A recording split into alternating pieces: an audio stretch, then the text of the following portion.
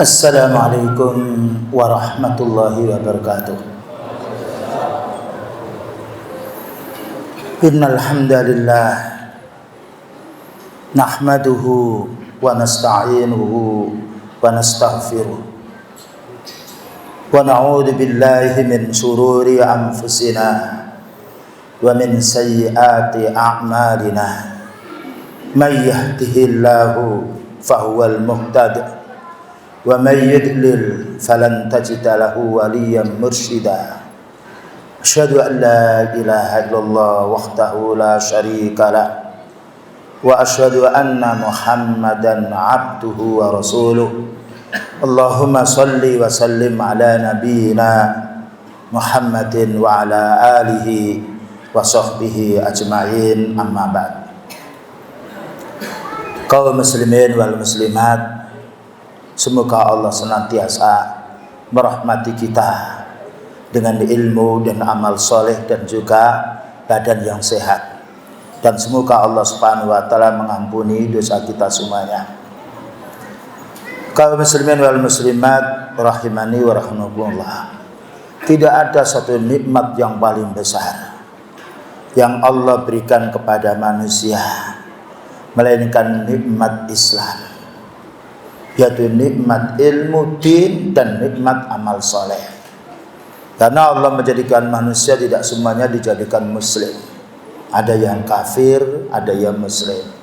Dan tidak semuanya orang yang mengaku dirinya muslim mendapatkan hidayah. Dengan bukti tidak semuanya orang muslim mau menjalankan sholat atau menjalankan sholat berjamaah. Maka kita bersyukur kepada Allah Ta'ala. Malam ini kita dikumpulkan di rumahnya Allah, di masjid Allah Subhanahu wa taala, tempat kita zikrullah, tempat kita membaca Al-Quran, dan tempat kita untuk beristighfar, memohon kepada Allah Subhanahu wa taala. Kesempatan yang baik ini kita akan membahas, yaitu satu maudhu atau pembahasan riba membuat sengsara dunia dan akhirat. Perlu difahami saudara-saudaraku yang beriman bahwa amal seseorang, amal soleh ini di antara syarat diterimanya, satu, orangnya harus muslim. Alhamdulillah persyaratan ini telah kita miliki. Kita menjadi orang muslim walaupun belum sempurna Islam kita, karena kita perlu meningkatkannya. Yang nomor dua, ada persyaratan amal, bahwa amal yang diterima oleh Allah Ta'ala setelah kita menjadi orang mukmin dan muslim ini, bagaimana amal yang kita kerjakan ini sesuai, bagaimana amal yang kita kerjakan ini ikhlas dengan hati yang ingin mencari ridha Allah Ta'ala. Karena Allah tidak menerima amal kecuali dengan keikhlasan hati. Dan ini sebagai bukti syahadat kita, asyhadu an la ilaha illallah, syahadat keikhlasan kita beribadah hanya karena Allah. Yang nomor dua, Allah Ta'ala akan menerima amal kita ini bukan hanya keikhlasan hati, karena itu kurang. Maka amal anggota badan kita, rukuk kita, sujud kita, dan yang lain ini harus cocok dengan sunnahnya Rasulullah Sallallahu Alaihi Wasallam.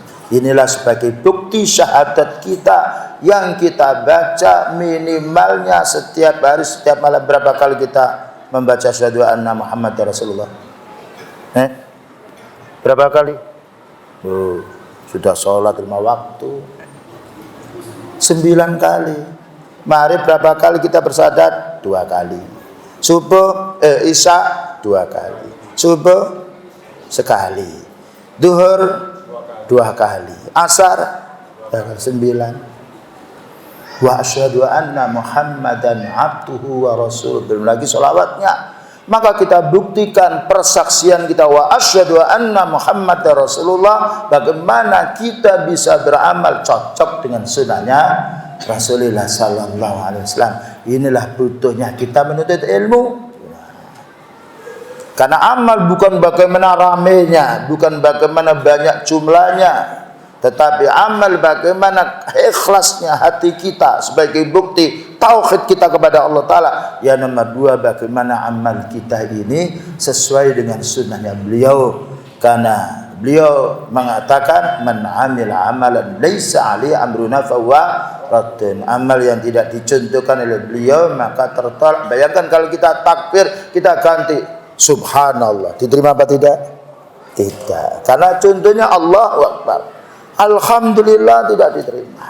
Nah, salat maghrib yang 3 rakaat kalau kita ganti 30 bagaimana? Tidak diterima. Bukan jumlahnya, tapi cocoknya. Seperti orang masang baut, ya 12 diganti baut 24, nggak masuk. Baik, yang nomor 3 di antara persyaratan untuk diterimanya doa kita, amal badan, amal kita, bagaimana rezeki yang kita peroleh ini dari hasil yang halal. Karena beliau menjumpai ada orang yang di sini, ya Rabbi, wahai Rabbku, namun beliau mempermasalahkan wa mat'amuhu haram.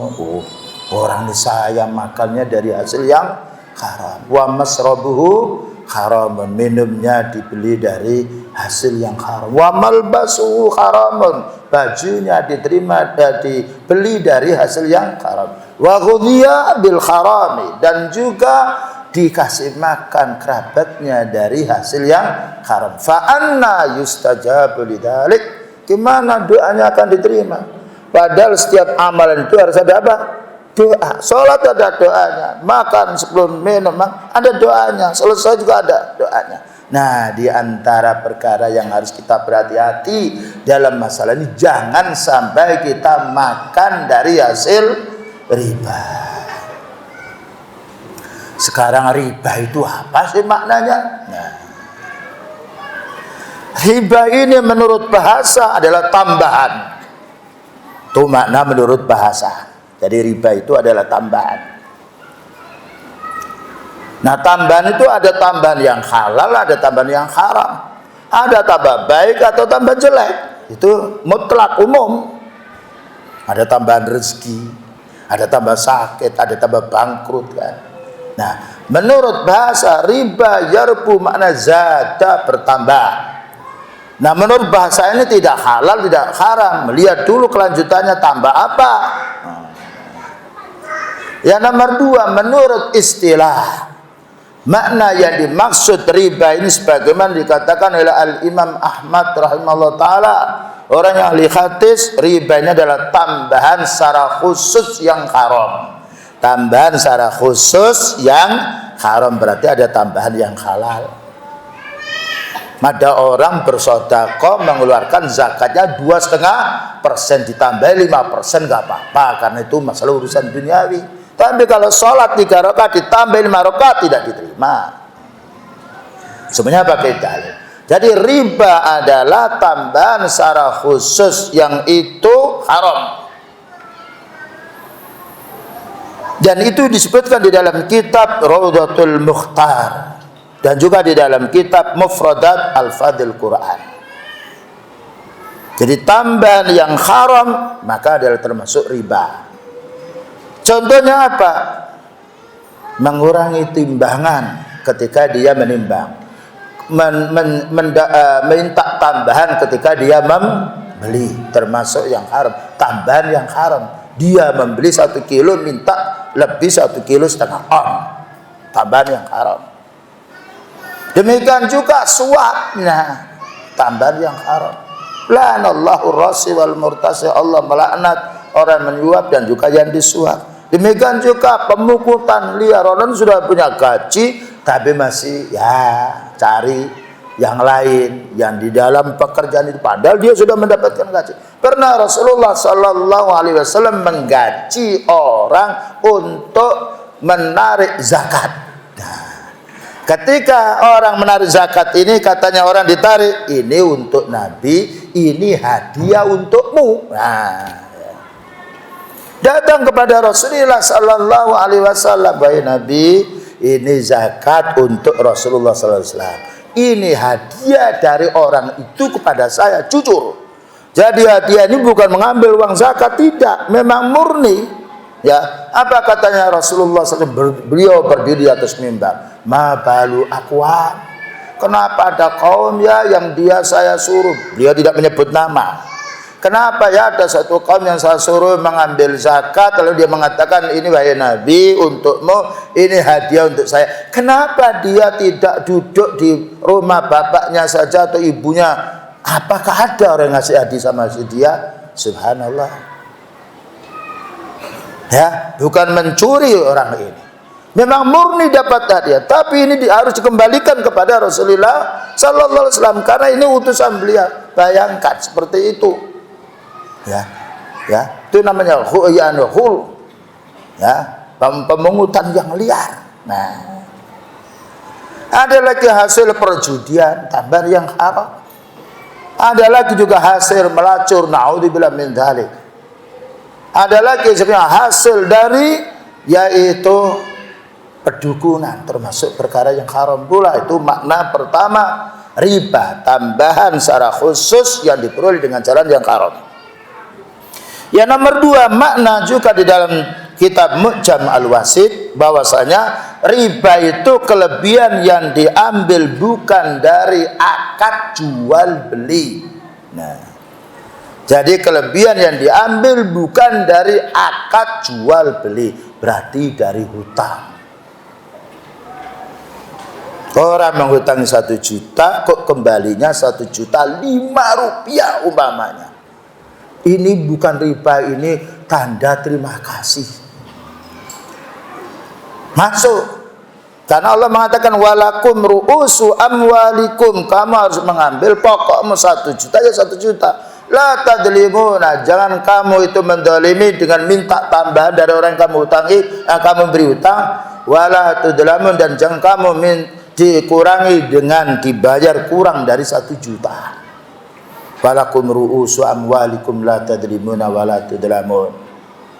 Yang nomor 3, makna riba ini mengambil keuntungan dengan cara yang haram. Nah, mengambil keuntungan dengan cara yang haram, contohnya apa? Ada orang bengkel. Maaf, ini saya tidak tahu bapak dan saudara yang bengkel, tapi pernah kejadian pada diri saya. Saya datang beli di tokonya Cina. Waktu itu mobil saya rusak, namanya mobil rusak, baju saya ini saya lepas, saya pakai kaos celana biasa. Kau mau beli alat ini? Alat itu belinya 200. Dikiranya saya ini tukang. Ditulis berapa Pak? Loh gimana sih? 200? Enggak, Bapak kan tukang, ini ditulis biasanya kalau 200 ditulis 300. Dikasihkan notanya atau dikasih nota apa? Kosong, diisi sendiri. Ini namanya mengambil keuntungan ya dengan cara yang haram. Kan ditunjukkan ini notanya 300 padahal pembeliannya berapa?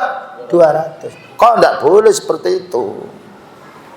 Baru saya tahu. Makanya ketika kita beri ke bengkel, Pak total saja apa saya mau beli. Nggak bisa Pak, nanti salah. Ya nggak usah, cukup Bapak suruh servis saja. Saya ingin tahu kerusakannya apa, kita belikan.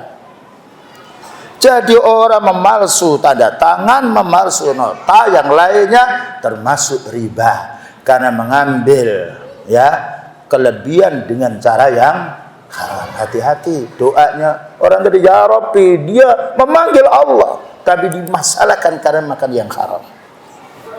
Kemudian juga yang dijelaskan oleh jumhuril fuqaha termasuk Ibnu Katsir rahimahullah taala, maka beliau mengatakan wadharu ma baqiya minar riba. Allah mengatakan wadharu ma baqiya minar riba, tinggalkan sisa-sisa riba, artinya falakum ru'usu amwalikum. Kalau kamu mau hutangi 100 ya minta kembali nantinya 100.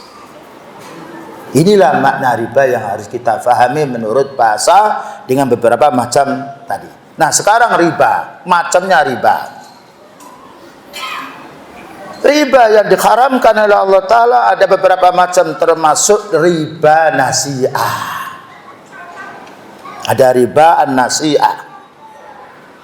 Yang nomor 2 ada riba fadl. Maka riba nasi'ah ini adalah riba yang dilakukan oleh orang jahiliyah. Yang mana begini orang jahiliyah? Orang jahiliyah tuh kalau mau meminjami barang itu bagus. Ini kamu butuh uang berapa? Kalau duit kita kamu butuh uang 2 juta, bagus. Kapan kamu mau membalikan? Nah, saya insya Allah saya kembalikan 10 hari. Nah, ketika 10 hari ditanya oleh orang yang menghutangi, mana ini janjinya? Ketika dia bisa menunaikan janjinya hari itu, ya 2 juta yang dikasihkan, tidak ada apa-apa.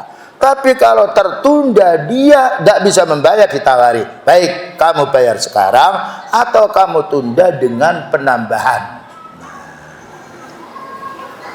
Itu namanya riba nasi'ah. Jadi dia meminjami uang atau barang berharga, kalau sudah pas waktunya dikembalikan, tidak ada tambahan. Tapi kalau tertunda, dia memberi persyaratan. Kalau kamu menyelisih ini tertunda, gimana? Kamu bayar sekarang atau bayar kurang 1 bulan lagi dengan tambahan sekian. Ini namanya riba nasi'ah, dan itu hukumnya haram, termasuk dosa besar. Karena Allah memberi penjelasan, faman kana dzu usratin fanadhiratun ila maisarah. Barang siapa yang punya hutang kok belum bisa membayar, maka beri tempo sampai dia bisa membayar. Atau orang yang hutang itu menggadaikan barang. Namanya contohnya saya namanya hutang. Karena saya hutang, maka saya memberi jaminan, baik ini ada sepeda motor, ini sebagai jaminan takmin. Sepeda motor ini kamu pegang, tapi tidak boleh dipakai oleh orang yang meminjami, karena ini jaminan. Nah, kalau saya tidak bisa membayar, maka sepeda motor ini akan kami jual untuk menutupi hutang saya kepadamu.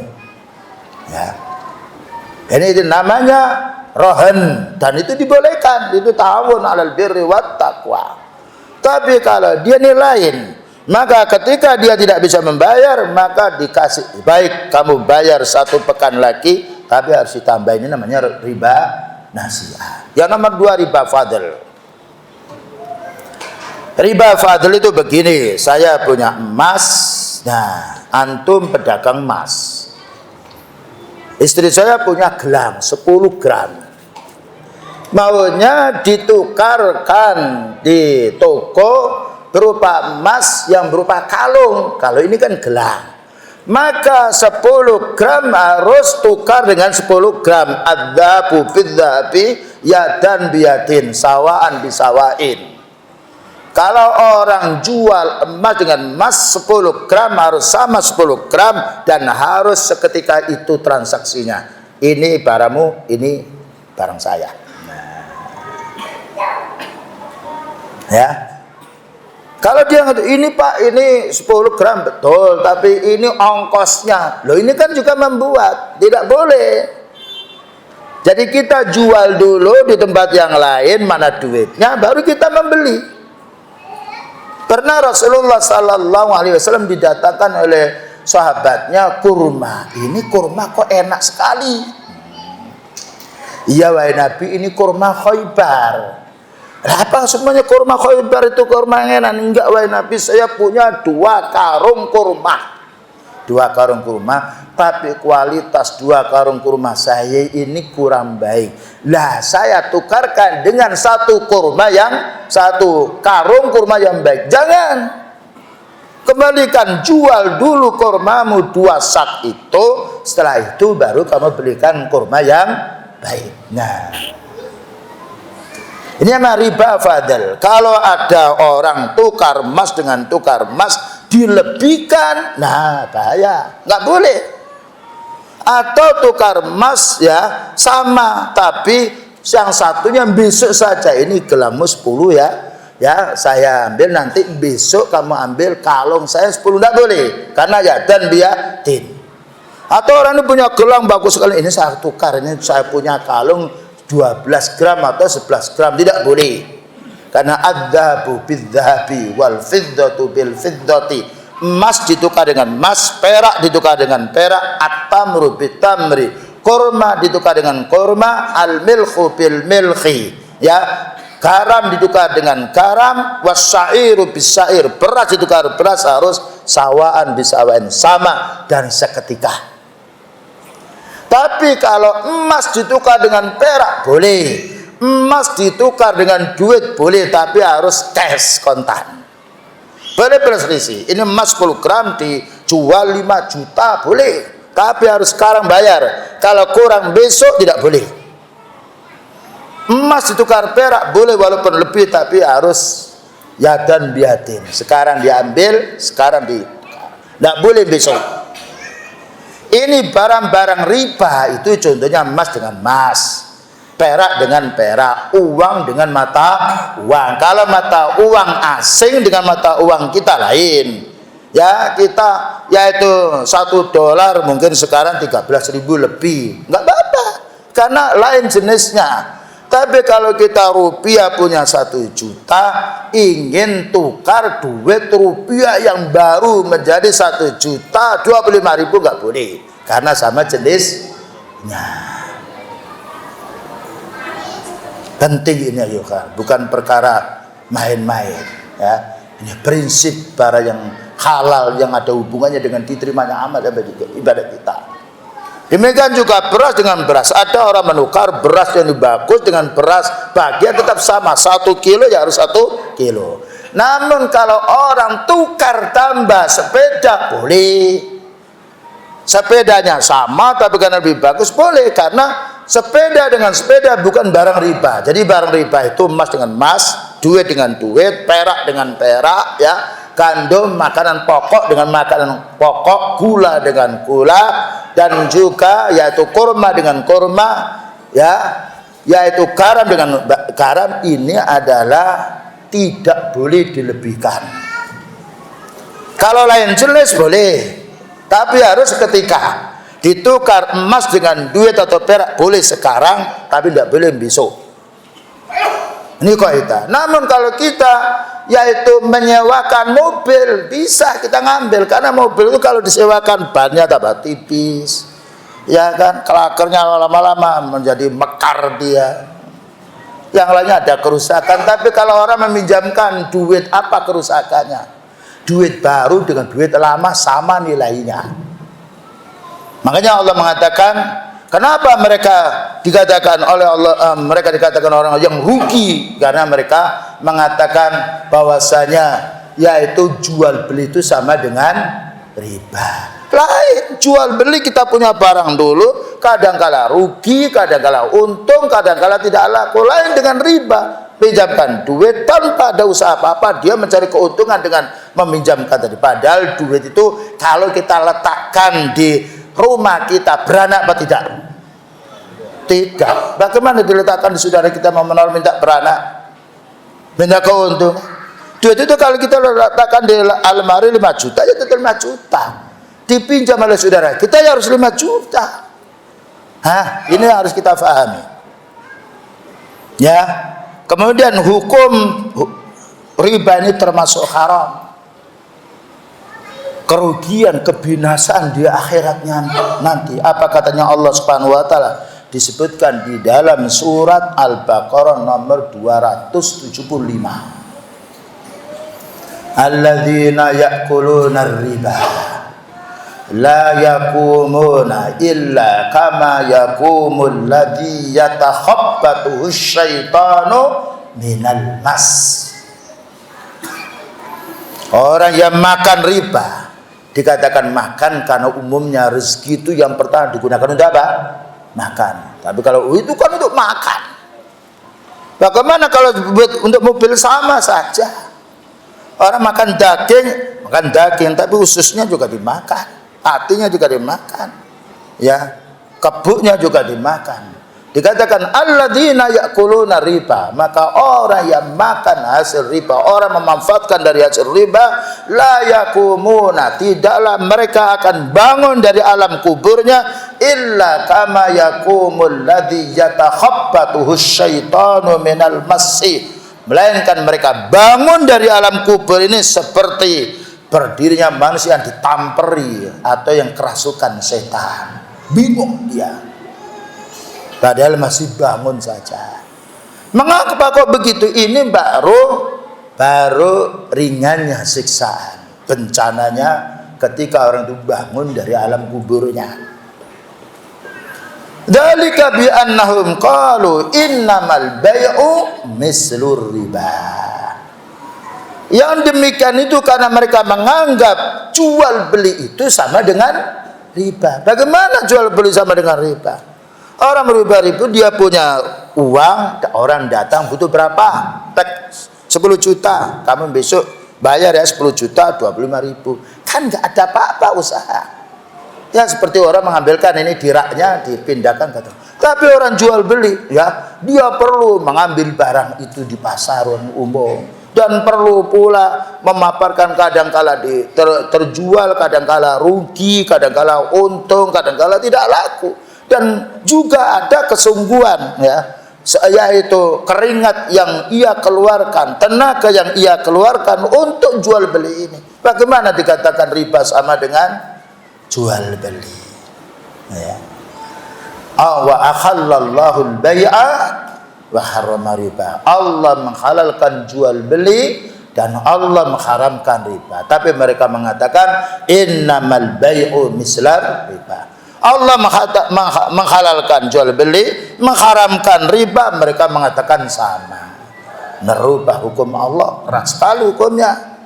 Faman ja'ahu mau'idatun mir rabbih fantaha falahu ma salaf. Barang siapa datang keterangan dari Allah Ta'ala lalu dia mau berhenti tobat, tidak mengapa yang sudah lewat. Subhanallah. Rahmat Allah Ta'ala terhadap hambanya yang keliru, yang salah, maka Allah tidak menghukumnya ketika mereka tidak tahu. Makanya ada doa Rabbana la tu'akhidna in nasina aw akhtana. Ya Allah, jangan engkau hukum kami ini kalau kami ini lupa atau karena kami tidak tahu. Apa katanya Allah Ta'ala? Qad fa'altu, ya aku telah laksanakan.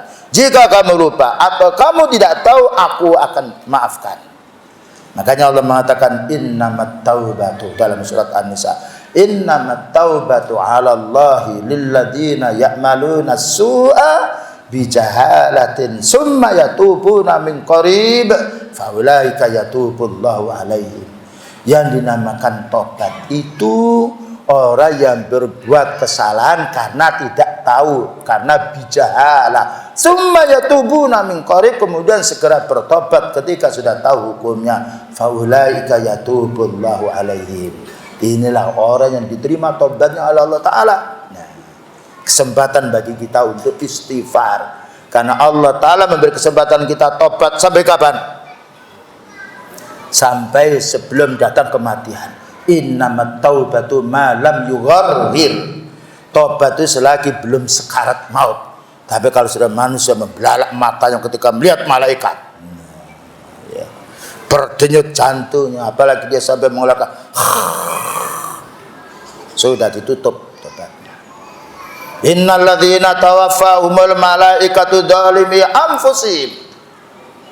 Maka ketika malaikat mencabut roh-rohnya orang-orang yang zalim, yang makan dari hasil yang haram, qalu fima kuntum. Maka malaikat menanya, kenapa sekaratmu kok seperti ini? Qalu kunna mustad'afina fil ard. Iya, karena saya tertindas, karena saya terpaksa di permukaan bumi ini. Jawabnya malaikat, qalu alam takun ardullahi wasi'atan fatuhajiru fiha. Bukankah bumi Allah itu luas sehingga kamu bisa hijrah? Bukankah lapangan mencari yaitu rezeki yang halal itu banyak? Bagaimana kamu mengatakan terpaksa? Nah, ya, kita diingatkan oleh Allah Ta'ala sebelum datang kematian.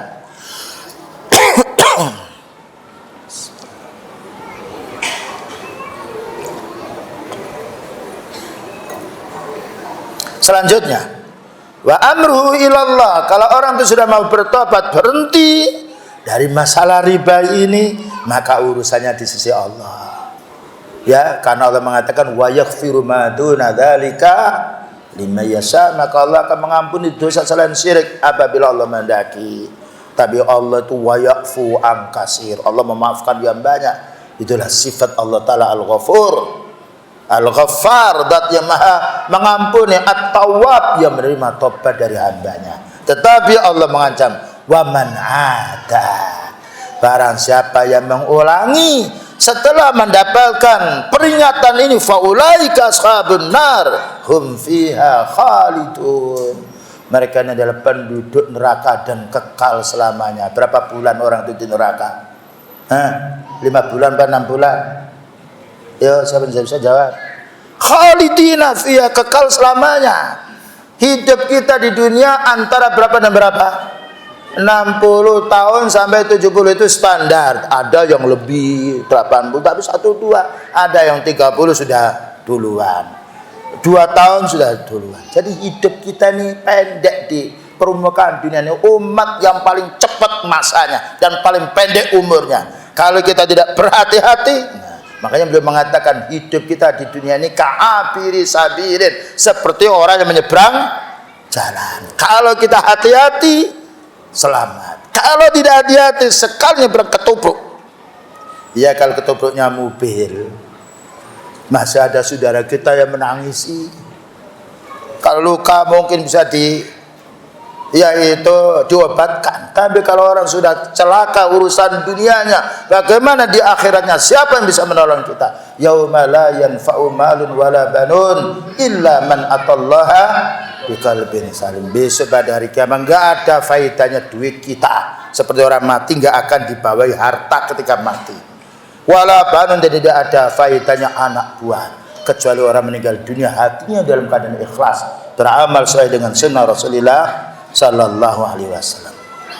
Maka kerugian yang lain, sengsara, bencana bagi orang yang memakan riba ini.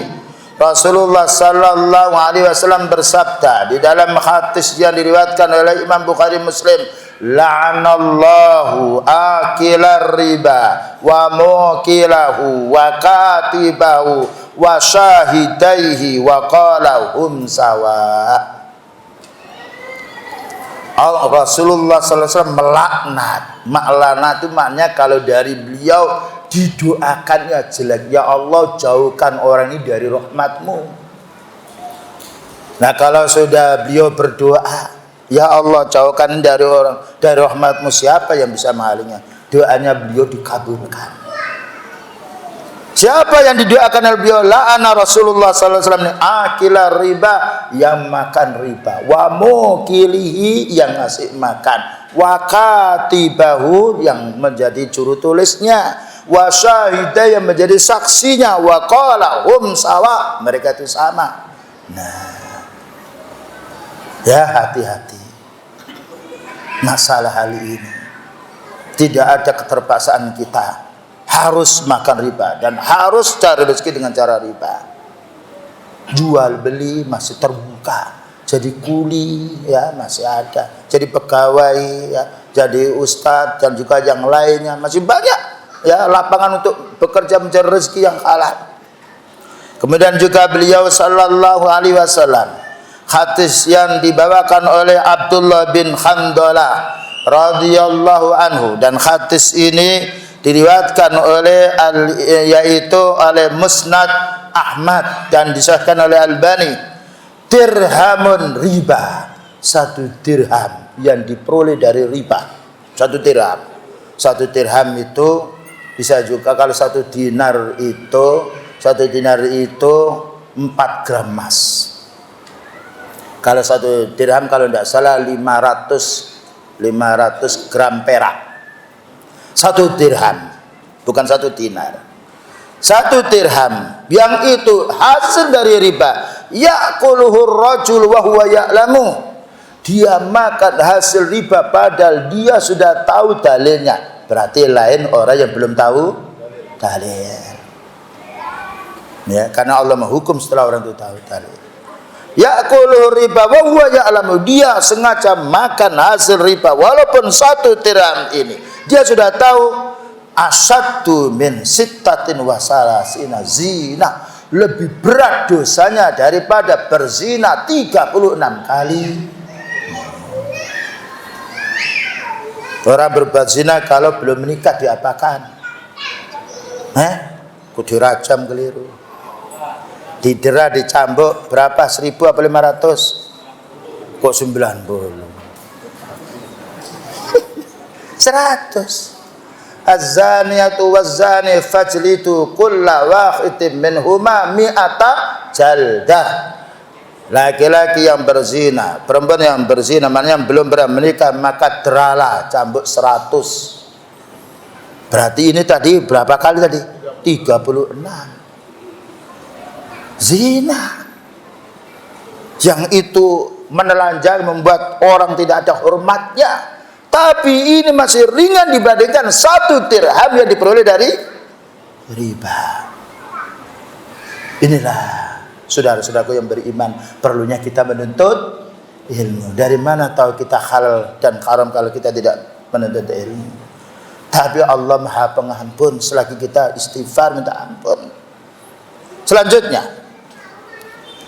ar-riba salah satu wasab'una baban. Riba ini ada pintu 73 tingkatan.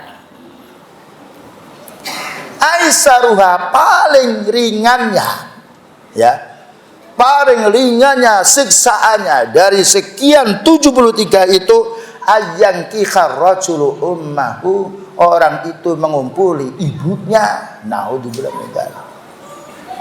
Ya. Para ulama mengatakan kalau orang itu mengumpuli ibunya, bunuh. Ya. Seperti orang yang mengumpuli ibunya sendiri.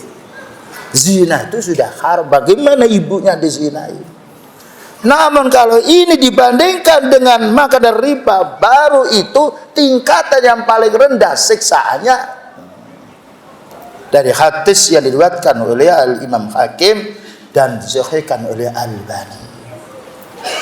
Tapi ya ikhwan, Allah masih membuka pintu tobat. Masih ada kesempatan kita untuk memperbaiki diri. Tobat ini dibuka oleh Allah Ta'ala selagi belum terbit matahari dari arah tenggelamnya, dan selagi kita belum sekarat maut. Dan juga Rasulullah Sallallahu Alaihi Wasallam berkhutbah pada saat di Haji Wada. Apa katanya beliau Sallallahu Alaihi Wasallam? Ala innar riba mawdu'atun tahta qadamayya. Ingatlah, riba ini sudah saya injak di bawah kaki saya, jangan dimunculkan lagi. Nah, sekarang ini muncul kembali. Dan di antara riba yang menyebar pada zaman sekarang, yaitu bai'ul 'inah. Idza tabayatum bil 'inah. Apabila kamu transaksi dengan inah. Transaksinya itu begini, si A dengan si B. Si A ini punya duit, si B tidak punya duit. Si A ini ketika datang, si B ketika datang si A, ya, pinjam duit, ditanya oleh si A, kamu butuh apa? Kalau pinjam duit 1 juta kembali 1 juta kan rasanya nggak ada keuntungan. Nah, saya butuh sepeda motor. Si A ini bukan dealer, bukan penjual sepeda motor. Tapi karena dia punya duit, si B ini diantarkan ke jualan sepeda motor. Kamu pilih sepeda mana? Dibelinya oleh si A sepeda motor ini 15 juta. Lalu si A menjual kepada si B 20 juta dengan pembayaran 2 tahun umpamanya. Namun karena si B ini bukan butuhnya apa? Sepeda motor, tapi butuhnya duit, dijual lagi kepada si A. Dah enggak apa-apa, saya jual kepadamu sepeda ini hanya 12 juta saja. Berarti dia harus bayar berapa? Harus bayar berapa? Oh, kok harus bayar berapa? Tadi si A menjual kepada si B berapa? 20 juta. Tapi karena si B ini bukan butuh sepeda motor, tapi butuhnya duit, si B ini menjualnya kepada si A. Enggak apa-apa, sepeda saya kamu beli hanya 12 juta saja atau 10 juta saja karena saya butuh duit. Berarti dia harus bayar 20 juta dalam jangka 2 tahun. Nah, ini namanya bai'ul 'inah.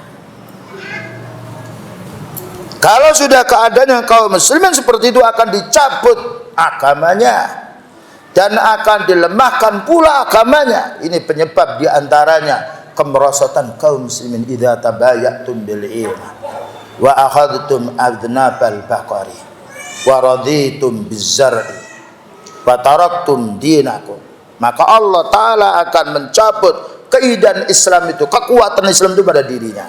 Ini peringatan Allah Subhanahu wa Ta'ala kepada kita semuanya. Selanjutnya, bagaimana keadaannya besok di akhirat bagi orang yang makan riba ini? Disebutkan di dalam Sahih Bukhari, bersumber dari sahabat Samurah bin Jundub radhiyallahu anhu. Di dalam riwayat yang disebutkan oleh Imam Bukhari, apa katanya? Rasulullah sallallahu alaihi wasallam mendatangi ataina ala nahrin. Saya ini yaitu mendatangi suatu sungai. Hasibtu annahu kana yaqulu ahmara mislat dammi. Saya kira dan saya yakin bahwasanya sungai ini adalah warnanya merah seperti darah. Fa'idha bin nahri, maka tiba-tiba di sungai yang warnanya seperti darah itu, rajulun sabihun yasbahu, atau orang yang berenang, bukan berenang di air yang jernih, berenang di sungai yang banyak darahnya. Fa'idha ala sati'in nahri, maka tiba-tiba ketika di pinggir pantai, di pinggir sungai ini, rajulun qad jama'a indahu hijaratan kabiratan wa kasiratan, tiba-tiba ada orang mengumpulkan batu yang banyak sekali di pinggir tepi sungai itu. Wa idza dzalika sabiqu yasbahu ma yasbahu, maka tiba-tiba orang yang berenang di sungai yang itu berlumuran dengan darah, yaqulu al hijarata, makan batu ini. Naudzubillah, batu dimakan. Sudah berenang di sungai yang seperti itu, batu itu dimakan. Fayaghfaru lahu fa, maka membuka mulutnya, batu itu masuk terus. Fayalqamuhu hajaran, dan menelan batu itu terus. Apa katanya beliau? Fa innahu, wahai sahabatku, fa innahu akilur riba, ini orang yang makan dari hasil riba. Dunia sengsara, akhirnya sengsara. Karena apa? Allah telah menghukum orang-orang yang sifatnya makan riba, yamhaqullahu riba wa yurbis sadaqah. Allah akan menghapus berkahnya riba itu, dan Allah akan menggandakan pahalanya orang yang bersedekah. Sahabat Ibnu Abbas radhiyallahu anhu, sahabat yang mulia, apa katanya? Ja'a yaumal qiyamah, besok pada hari kiamat dipanggil orang-orang yang makan hasil riba. Yunada man ya'kulur riba, ambil senjatamu untuk memerangi kamu. Naudzubillah min dzalik. Ambil uang-uang yang kamu perlu untuk memerangi dirimu. Dan dia membacakan ayat itu tadi, yaitu surat Baqarah ayat nomor 279. Waktunya Isya, kita skoros dan insyaallah akan kita lanjutkan setelah kita salat biidznillah. Wa sallallahu ala nabiyyina Muhammadin wa ala alihi washabihi wasallam. Walhamdulillahirabbil alamin. Wassalamualaikum warahmatullahi wabarakatuh. Baik kaum muslimin, insyaallah kita lanjutkan. Sebelum kami lanjutkan ini, mungkin dari kalangan para jamaah menanya, kenapa kita tidak sholat isya dulu? Kan taklim kan bisa ditunda. Begini, karena Rasulullah sallallahu alaihi wasallam sholat isya itu keluarnya sekitar jam 10 lebih. Maka para sahabat itu menunggu. Tidaklah menunjuk salah seorang sahabat untuk menggantikan beliau, karena imam tetap dia jadi imam. Maka ada orang mengatakan, di antaranya sahabat Umar bin Khattab radhiyallahu anhu, qad namal atfal, karena menunggu sudah lama. Oh, anak-anak tidur, bangun, keluar beliau sallallahu alaihi wasallam, karena rumah beliau itu dekat dengan masjid. Apa kamu kira kalau saya ini tidur? seandainya ya aku ini tidak memberatkan kepada dirimu, sungguh sholat isya itu yang paling baik yang dilakukan agak mutaakhir, agak akhir. Nah, ini khusus untuk sholat isya. Pernah juga salah seorang sahabat Abu Dzar radhiyallahu anhu sholat isya berjamaah dengan Rasulullah sallallahu alaihi wasallam, tapi beliau menjadi imam di tempat yang lain. Maka ketika beliau sholat berjamaah dengan Rasulullah SAW sholat isya, pergilah beliau itu ke rumah. Ternyata jamaah itu belum qoma, belum sholat. Maka sahabat Abu Dzar ini beliau sholat kembali. Sholat pertama dengan beliau itu sholat wajib. Sholat kedua ini karena menuntun jamaahnya beliau sebagai imam. Dihukumi beliau sebagai nafilah, ya sunnah, dan untuk para jamaahnya sholat wajib. Jadi kita menunda salat isya ya, dan kita bukan main-main, kita menuntut ilmu. Makanya ada yaitu keterangan para sahabat kita yaitu boleh begadang malam idza as-sahara fi talabil ilmi. Boleh kita melek bengi bahasa Jawanya. Kalau kita bahasa apa itu?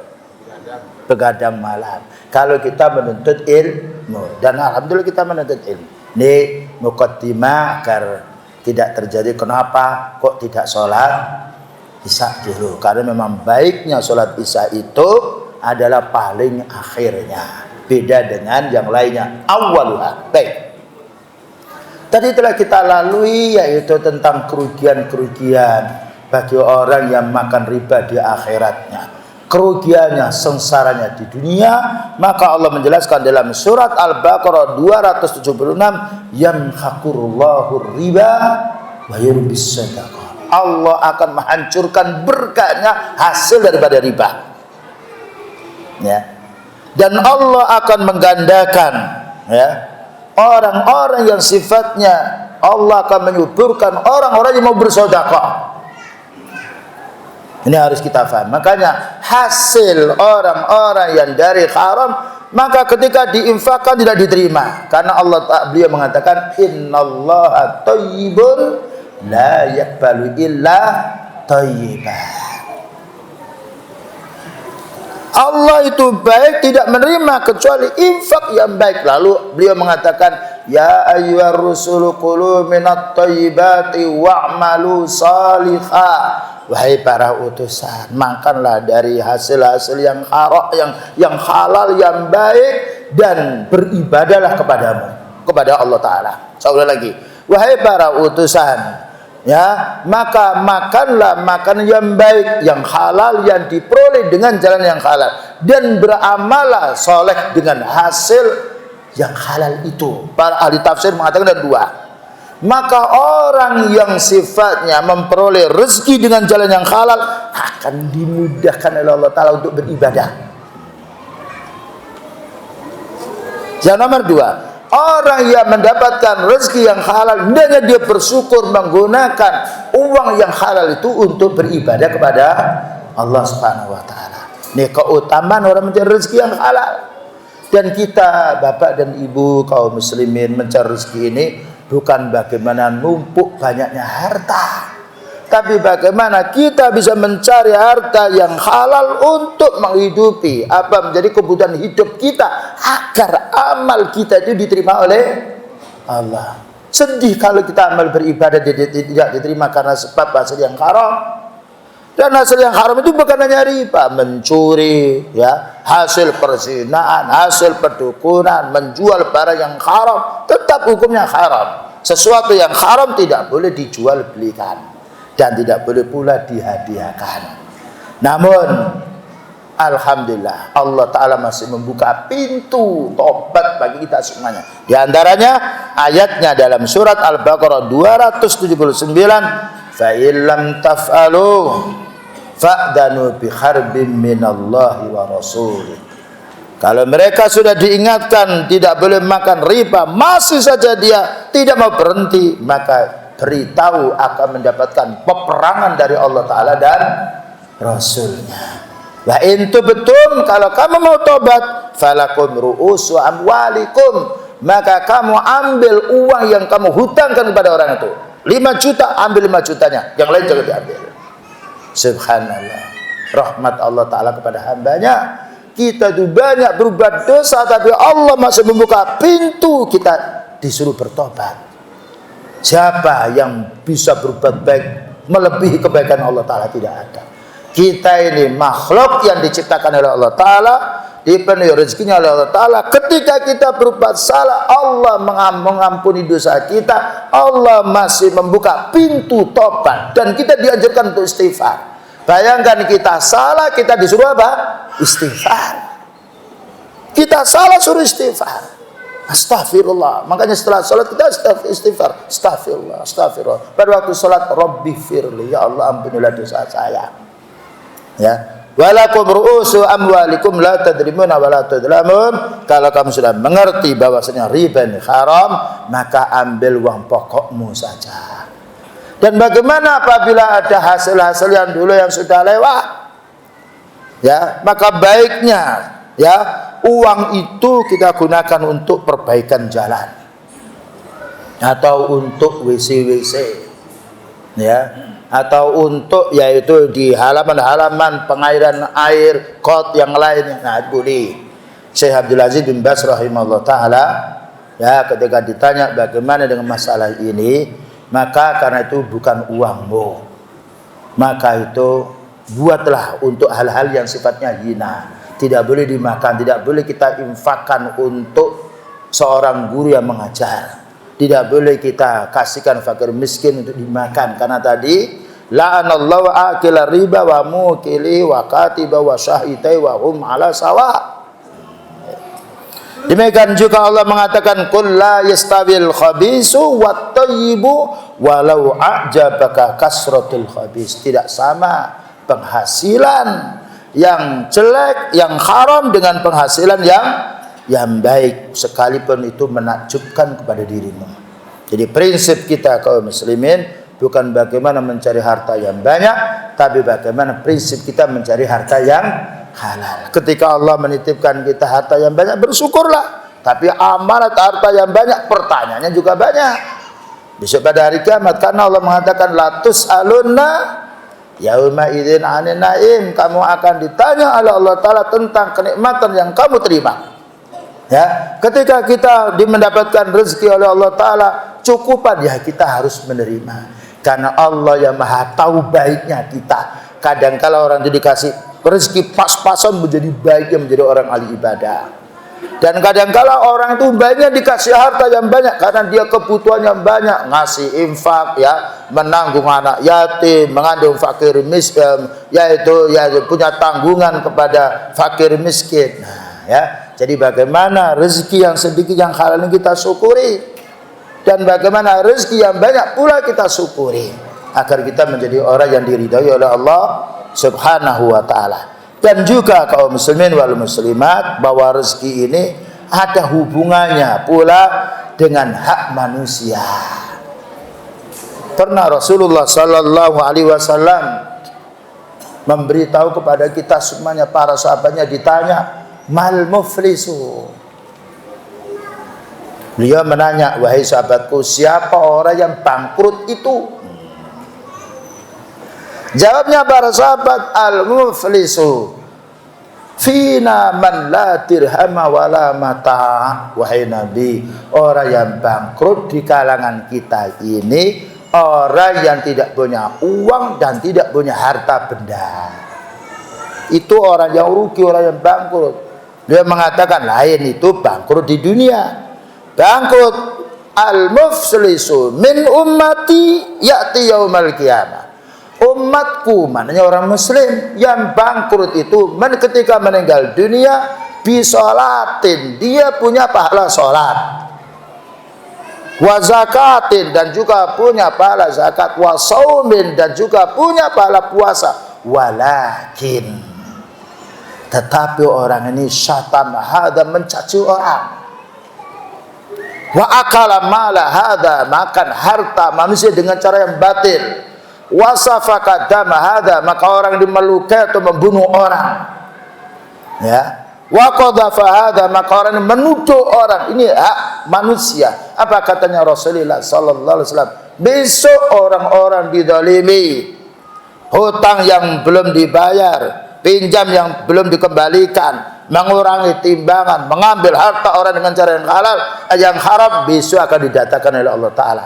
Orang dizalimi dengan orang yang menzalimi.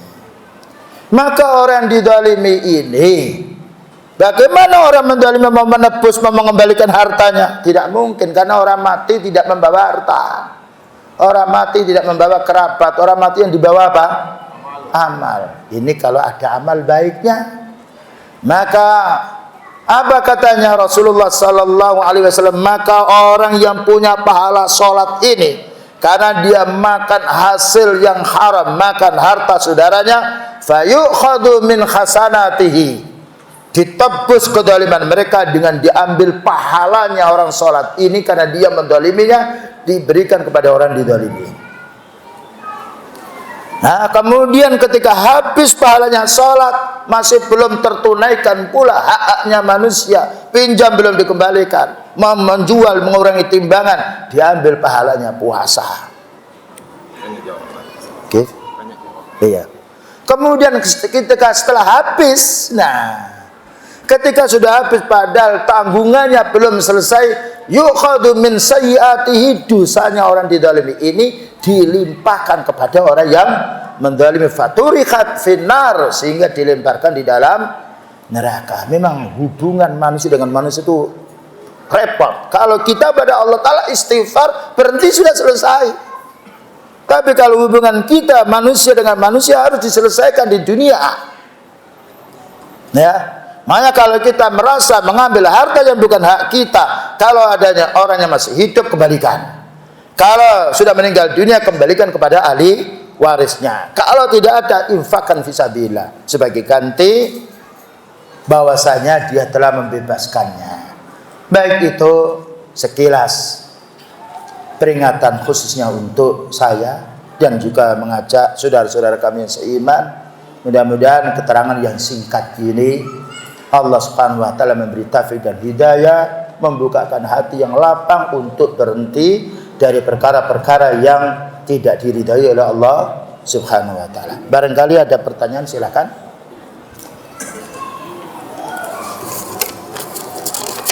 Baik. Iya.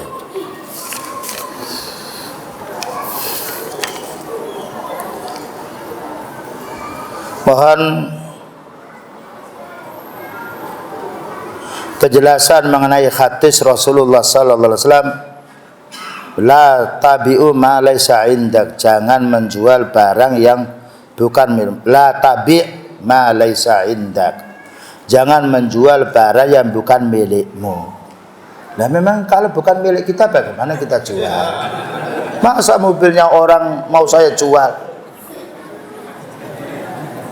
Ada lagi begini, la tabi' bai'a akhika, ya, jangan menjual jualan saudaramu. Lain lagi, kalau jangan menjual jualan saudaramu begini, ini pedagang, saya pedagang, bukan saya lah, A pedagang, B pedagang. Nah, ketika pedagang ini menjual kepada orang ini 1 juta, ya, maka pembeli ini dipanggil oleh si A.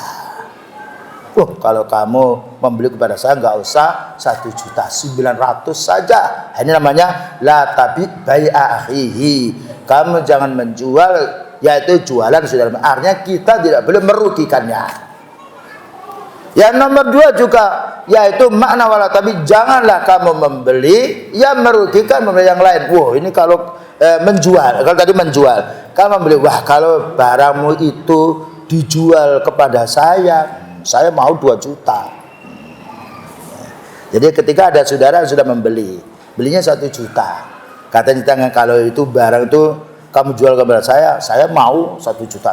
Nah, itu namanya la yabi bai'a akhi. Kita tidak boleh menjual yang merugikan, yaitu saudara kita. Kali ini adalah tabi ma laisa indak, kamu jangan menjual yang bukan milikmu, kecuali kalau kita itu diamanati menjadi wakil taukil. Ya, ada orang yang menunggu toko, tapi toko itu bukan miliknya, tapi oleh pemiliknya. Ini tolong tunggu, jualkan. Itu namanya menjual yang sudah mendapatkan amanat pemiliknya, boleh. Itu namanya taukil, wakalah. Dan juga beliau pernah mewakilkan menyembelih kurbannya kepada sahabat Ali. Ya. Tapi kalau tidak ada amanat tidak boleh. Ya. Karena bagaimana bukan miliknya yang ia jual. Wallahu a'lam bishawab.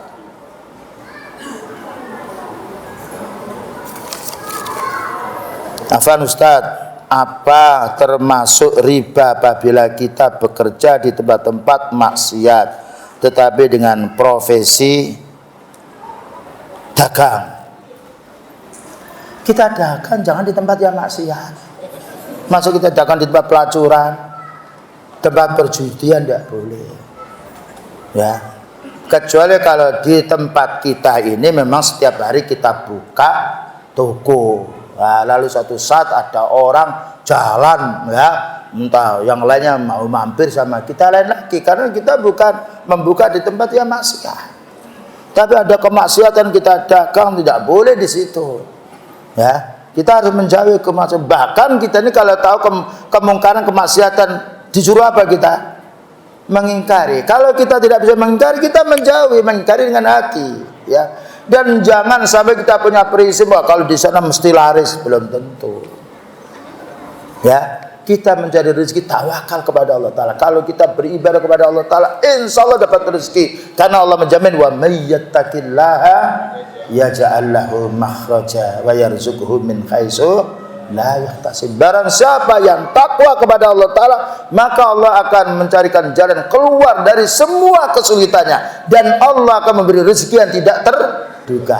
Jangan khawatir kita tidak dapat rezeki, khawatirlah kalau kita tidak bisa beribadah, karena ibadah kunci datangnya rezeki. Allah mengatakan walau anna ahlal qura amanu wattaqau la fatahna alaihim barakatin minas samai wal ardi. Kalau penduduk negeri itu mau beriman dan takwa, akan aku buka rezeki dari langit. Berupa apa itu? Hujan yang bermanfaat. Dan aku buka rezeki dari bumi yang berupa kesuburan. Makanya ahli hadis tidak ada yang sampai kelaparan, mencuri-mencuri, berjudi, hutang tidak dibayar. Kenapa? Karena kuatnya tawakalnya pada Allah Ta'ala. Mesti Allah menjamin. Orang gila saja dijamin apa? Rezeki. Bayangkan orang gila itu makan dari tempat-tempat sampah, tapi perutnya nggak pernah sakit perut.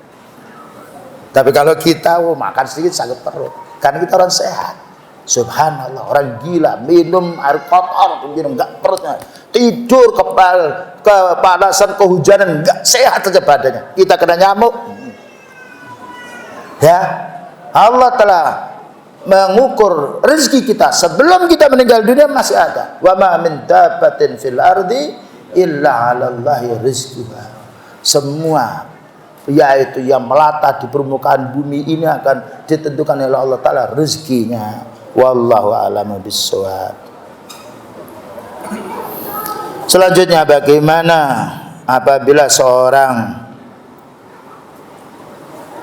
ini nggak bisa membaca ini, bisa dibaca ya?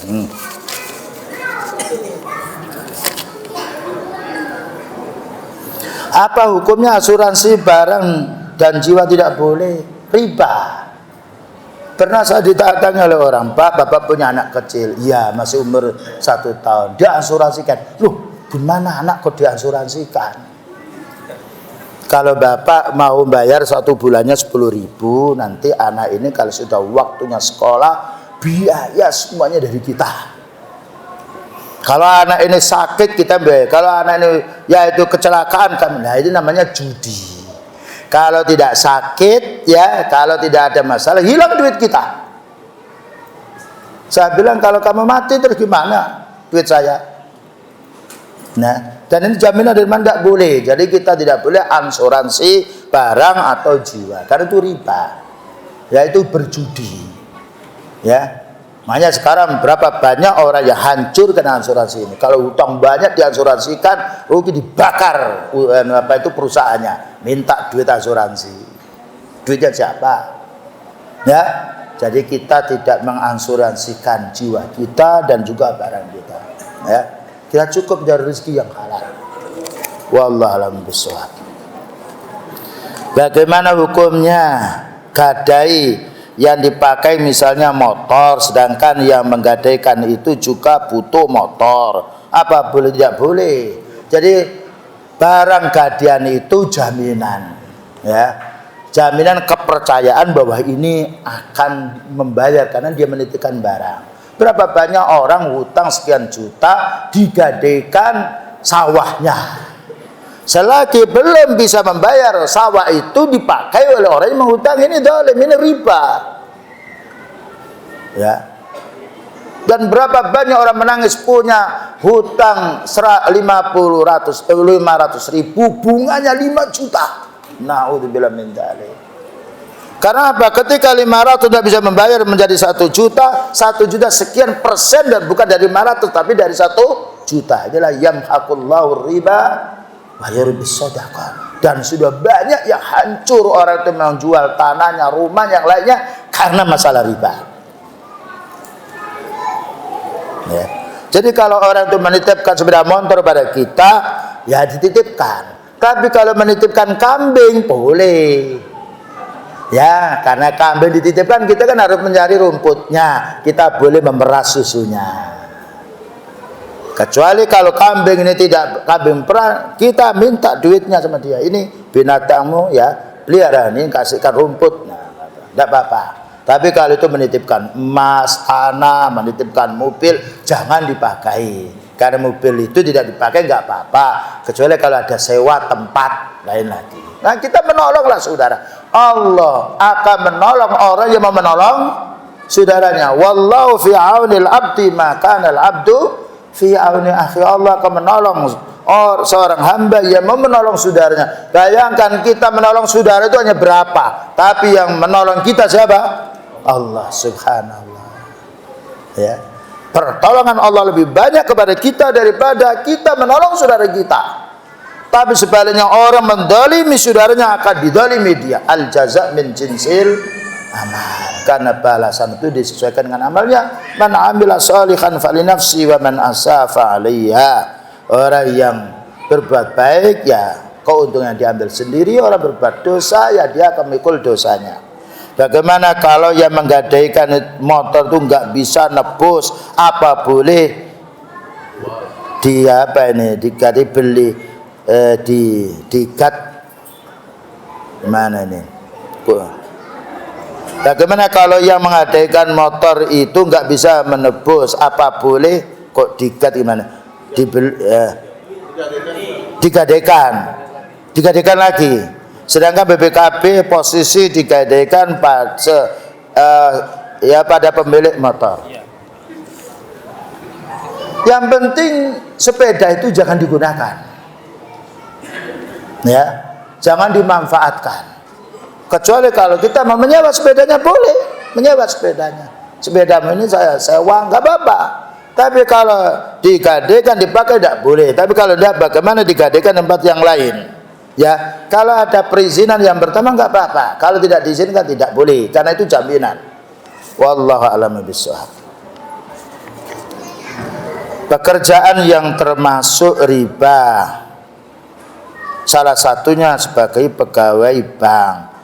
Pegawai bank belum tentu riba. Bank itu kan masuk keluarnya apa? Duit. Kita transaksi pakai bank. Kita kan juga ongkos. Jadi siapapun walaupun bukan bank, kalau dia yaitu membungakan uang, jatuh pada riba. Tapi kalau bank itu membuka sifatnya mudharabah, tahu mudharabah ya? Baik, bank ini dia punya keahlian untuk usaha. Lah kita titip duit. Persyaratan begini, ya, kerjasama. Saya punya duit, bank ini pengelola.